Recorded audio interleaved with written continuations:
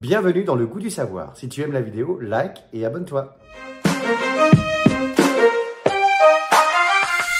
Alors mon Adrien, tu sais que les professeurs du goût du savoir ont été triés sur le volet. Il n'a été facile pour personne d'obtenir sa place ici. Mais tu es là, vaillant. Tu as en quelque sorte survécu à la sélection naturelle. Ouais, exactement. Belle transition, Alex, puisque aujourd'hui, je vais vous parler d'une grande figure de l'histoire des sciences, Charles Darwin. Charles Darwin, c'est l'auteur de L'origine des espèces, qui est publié en 1859. Et Charles Darwin, il est en quelque sorte à l'origine d'une révolution en ce qui concerne l'évolution, puisqu'il va, dans L'origine des espèces, proposer l'idée d'une origine commune à tous les êtres vivants, et puis il introduit la notion de hasard dans l'évolution. Et ça, c'est une vraie révolution. Alors on va revenir un petit peu en arrière. Une révolution dans l'évolution, c'est beau. Une révolution dans le monde de l'évolution. C'est magnifique. On va justement revenir un petit peu en arrière. On va se placer au début du 19e siècle. Charles est alors un tout jeune enfant. Bon, il faut savoir que le petit Charles, il est pas très doué à l'école. Lui, il est passionné de scarabées. Son père le pousse à faire des études de médecine. Il se rend compte qu'il a la phobie du sang. Son père est désespéré, s'apprête à faire de lui un pasteur. Et là, une formidable opportunité s'ouvre à Darwin. On est en 1831. Darwin a 22 ans. Et il a la possibilité d'embarquer à bord du Beagle, un navire qui va faire le tour du monde pour, entre autres, cartographier l'Amérique du Sud. Alors, le voyage se passe pas dans des conditions idéales. Darwin souffre de mal de mer, souffre de diverses inflammations, de problèmes cardiaques. Mais ils finissent par traverser l'Atlantique. Et le Beagle va entre autres s'arrêter aux Galapagos. Les Galapagos, ce sont des îles en Amérique du Sud. Et au niveau de ces Galapagos, Darwin va prendre un grand nombre de notes sur la faune, sur la flore, notamment des notes concernant les pinsons des Galapagos. Les pinsons, ce sont de petits oiseaux. Là, on en voit un posé sur l'épaule de Darwin. Ce que remarque Darwin, c'est que il y a un lien entre la forme du bec des pinsons et le régime alimentaire des pinsons. Plus largement même, la nourriture disponible sur l'île. Quelques exemples. Première île. Il remarque que la majorité des pinsons ont un gros bec. Et sur cette île, les pinsons se nourrissent essentiellement de graines dures, solides, qu'on retrouve à profusion sur cette île. Deuxième île. Là, Darwin note qu'on retrouve essentiellement des pinsons avec un bec très fin. Ces pinsons avec un bec très fin... Tu fais bien le bec fin, dis donc. Je fais bien le bec fin. Ah oui, oui. C'est pour pas le confondre après avec le bec pointu. Ah oui. Deuxième île, donc, pinsons avec un bec fin qui se nourrissent essentiellement de fleurs de cactus qu'on retrouve à profusion sur cette île-là. Et troisième île, il remarque une grande majorité de pinsons, les voilà, à bec pointu, qui, eux, se nourrissent essentiellement d'insectes. Insectes qui pullulent sur cette troisième île. Donc ça veut dire que suivant l'île, le pinson n'a pas évolué pareil en fait. Ça veut dire qu'effectivement, en fonction de l'île, on ne retrouve pas le même pinson. Et il y a un lien avec le régime alimentaire. Alors pour comprendre cette répartition des pinsons, je vous propose de faire une petite modélisation. Ça va être quasiment des maths. Oula, c'est parti. Moi, je vais représenter les pinsons par des petites billes, des petits cotillons de couleur. D'accord. Ce que nous dit Darwin, c'est que tous les pinsons sont issus, quelle que soit l'île sur laquelle ils se trouvent, sont issus d'une même population et que dans cette population d'origine, il y avait déjà une diversité des formes de bec. Moi, j'ai ici des cotillons de couleurs différentes, des rouges, des blancs. Les rouges, ils vont représenter les pinsons avec un gros bec. Les blancs vont représenter les pinsons avec un bec plus fin, plus petit, pas un gros bec. J'ai donc ici une population qui présente une diversité de pinsons. C'est ce que nous dit Darwin.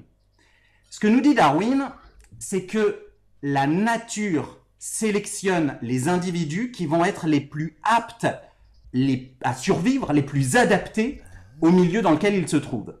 Alors avec les billes, vous allez mieux comprendre. Si ici, j'ai ma diversité de pinsons, les rouges, ce sont les pinsons avec un gros bec. Imaginons, on est aux Galapagos. Pas mal, hein, le climat est assez agréable. C'est pas vraiment le cas. Là, on est à Paris avec des poubelles partout parce qu'il y a la grève. C'est moins glam. C'est moins glamour. Le pouvoir de l'imagination, Alex. Le pouvoir de l'imagination. On est aux Galapagos, sur l'île, avec des grosses graines, où la végétation produit de grosses graines solides. Qu'est-ce qui se passe dans ma population de pinsons? Les pinsons avec un gros bec, ici représentés par les billes rouges, vont avoir accès plus facilement à la nourriture, puisqu'avec leur gros bec, ils vont pouvoir manger plus facilement ces graines solides. Les autres, au contraire, ça va se compliquer pour eux. Ils vont avoir moins facilement accès à la nourriture et ils vont moins bien survivre. Moi, dans ma modélisation, ce que je vais faire, c'est que je vais enlever, du coup, la moitié de mes billes blanches. Ce sont des pinsons qui avaient un petit bec, et étant donné que la nourriture nécessite un gros bec, eh bien, ces pinsons ne survivent pas. Je les enlève ici de mon lot de billes. J'ai enlevé la moitié de mes billes blanches. Génocide. Ici, ce que l'on a, ce sont donc tous les pinsons qui ont survécu. Ces pinsons, certains vont pouvoir se reproduire.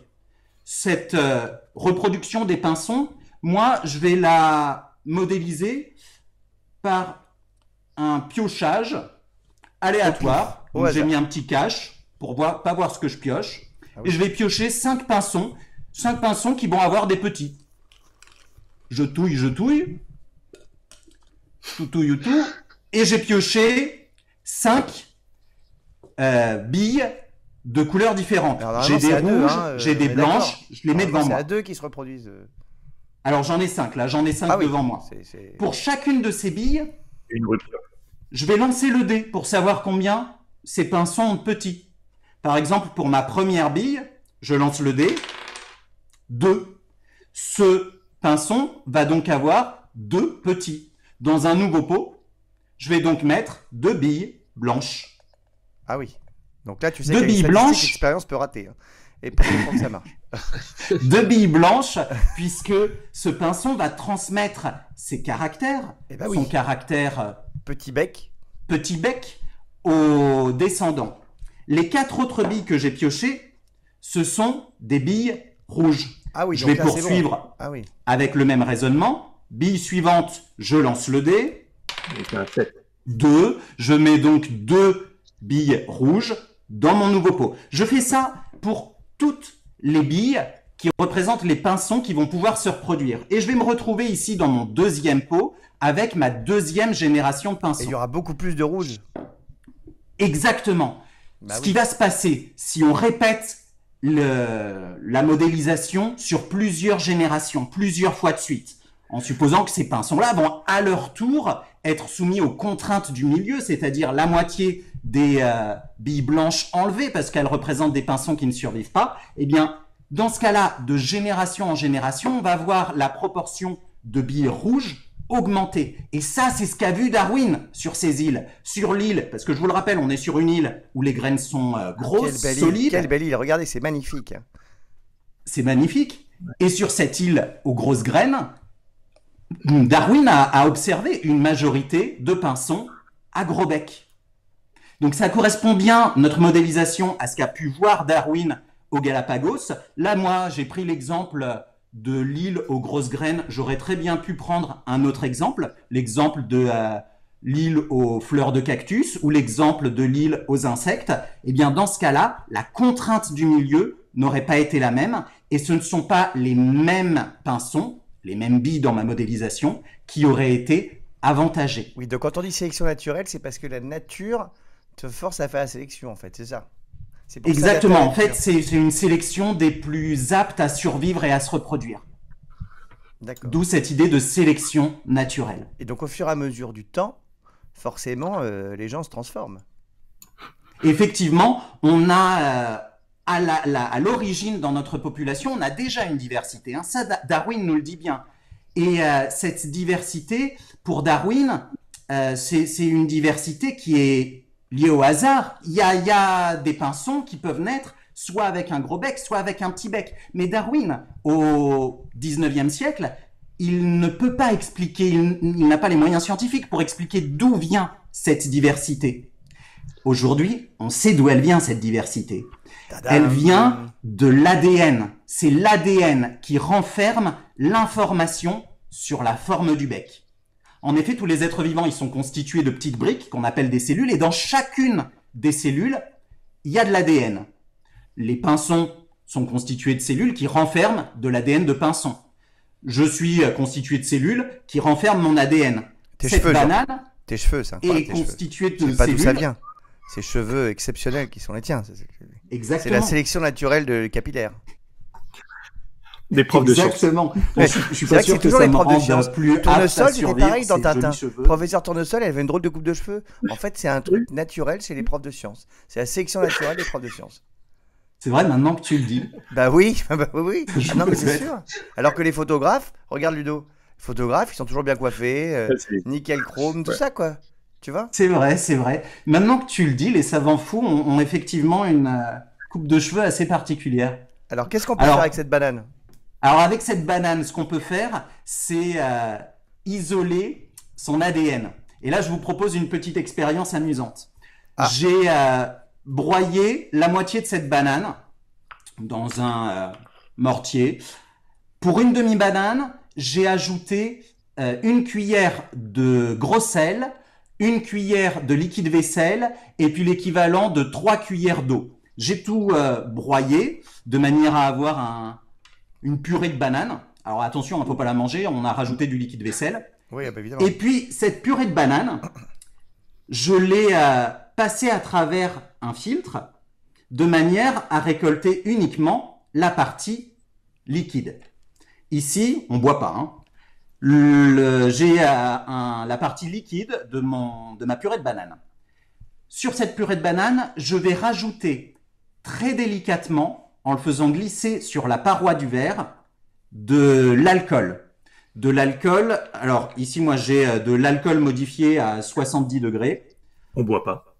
On boit pas non pas plus. Non plus, évidemment, bien sûr. Pour faire glisser cet alcool le long du verre, je vais utiliser ici une petite cuillère pour le faire glisser très délicatement le long du verre. Je vais mettre à peu près la même quantité d'alcool que j'avais de jus de banane. À faire avec vos parents, bien sûr, hein, les amis. À faire avec les parents, évidemment. Ce que je vais voir alors apparaître, c'est 2 phases. Une phase ici plus dense qui correspond à mon jus de banane, et puis une phase moins dense au-dessus qui correspond à l'alcool. Si j'attends un petit peu, je vais pouvoir voir apparaître dans la phase du dessus, dans la partie du dessus, ce qui ressemble à une espèce de méduse. Alors je ne sais pas si... Ah non, là on voit rien. On la voit pas, je vais rajouter un petit peu d'alcool. Près de la caméra. Cette méduse, elle renferme l'ADN. Effectivement, si on a rajouté du sel et du liquide vaisselle à notre mélange, c'était pour faire péter les bananes, les cellules de la banane. On a fait exploser les cellules de la banane. C'est une sacrée chanson. Fait péter les bananes.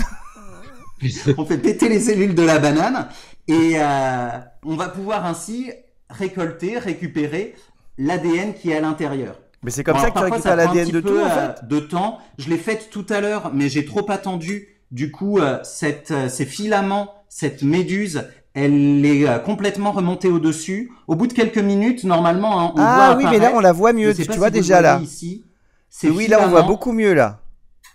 On les voit encore. Ah oui, on voit qu'il y a un truc là. Oui. Ces filaments, ils contiennent donc l'ADN de la banane. Alors l'ADN, ça ressemble à quoi? Je vais enlever tout ce bazar.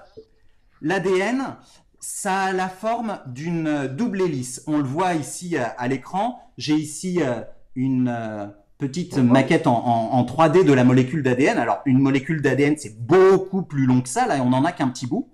Et comme représenté à l'écran, la molécule d'ADN, elle peut être représentée par une succession de C, G, A, T, qui forment comme un message codé. C'est quoi G, ces G, A, GAT? T, C'est C, des G, lettres C, ou c'est T, des T, A, représentants? G, G, T, C, C, etc. Les initiales. C'est des lettres?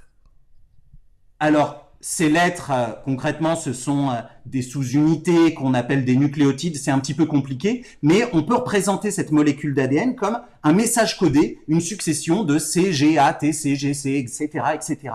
Et c'est ce message qui renferme l'information forme du bec. Comme un code informatique. Chez le pinson, exactement, comme un code informatique. Ce qui se passe, et ça Darwin ne le savait pas, hein. C'est des découvertes du XXe siècle, donc un siècle plus tard. Ce qui est à l'origine de la diversité dans notre population initiale de pinsons, ce sont des petits changements dans cet ADN. Effectivement, il suffit de changer une lettre, par exemple de remplacer un G par un T, et dans ce cas-là, le code n'est plus le même, et le caractère qui en résulte va pouvoir être un petit peu différent. Un bec un petit peu plus épais ou un petit peu plus fin. Et notre diversité, elle vient de là. Ça, Darwin l'ignorait, et pourtant, ses travaux, ses écrits qui remontent du coup au début du 19e siècle, introduisaient déjà cette idée de sélection naturelle et de part de hasard dans l'évolution. C'est formidable. T'as tout compris, Ludovic? Oui, absolument. Là, je suis au taquet, j'ai tout emmagasiné et je vais reproduire cette expérience avec évidemment d'autres fruits. Je vais tous les... On peut, ça marche bien avec le kiwi aussi. Avec le Je kiwi, regarde ça si marche. ça remonte. Ouais, ça remonte un petit peu, ouais. Non, mais c'est passionnant. Et alors, on est tous d'accord, Adrien, qu'on a tous, comment dire, un ADN qui est unique, hein. Chacun de nous, c'est unique. Effectivement. Et ce qui fait notre unicité, ce qui fait qu'on est unique, en réalité, c'est que 0,1% de notre ADN. Effectivement, au sein de l'espèce humaine, tous les individus ont un ADN qui est identique à plus de 99%. Et ces petits changements, ces G, A, T, C qui sont différents, ça représente que moins de 0,1% de l'ADN, et c'est pourtant ce qui est à l'origine de la diversité de l'espèce. Ah, ça nous permet d'expliquer à nos amis racistes que c'est complètement débile d'être raciste. Parce que Exactement. nous sommes à 99% tous identiques, hein. Exactement. On est d'accord. Et c'est complètement bête de dire, bon ben, ce changement-là dans l'ADN Voilà. fait que un tel est... Non.